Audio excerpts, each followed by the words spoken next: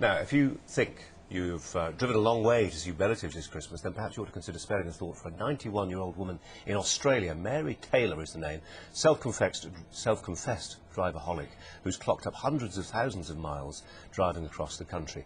And she took our Australia correspondent Ian Woods for a ride. When Mary Taylor sets off for a drive, her family know it could be weeks before they see her again. Mary is a drive-a-holic and has clocked up more than 200,000 miles around Australia. It's the freedom, this absolute freedom.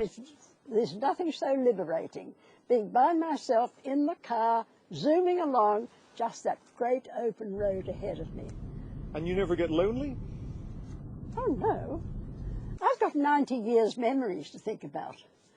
It's good thinking time. Before she had a mobile phone, she had a CB radio to talk to truck drivers on the long, lonely roads. You got a copy, galloping granny calling. It all began at the age of 75 when her husband passed away. She hardly ever drove a car while he was alive, but now wanted to do something to pass the time. Her family thought she was mad. But Mary enjoyed her first circuit around the vast country so much, she did it again and again and again. She's written a book about her travels and even got sponsored by Honda, who gave her a new car. And if you think that elderly motorists live life in the slow lane, think again. Though remember, that's kilometres an hour on the Speedo. Now, just between you and I, do you observe the speed limits? I very much try not to break the speed limit. I can't guarantee because the car just goes faster. I mean, every drive of the car just goes faster. But I do try not to break the speed limit because if I ever lost my licence in '91, they wouldn't give it back to me. That's why I try not to break the speed limit. But recently, Mary had a brush with death.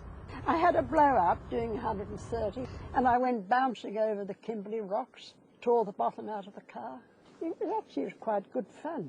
I remember thinking that this is it, and that didn't worry me at all. I thought, well, what a way to go.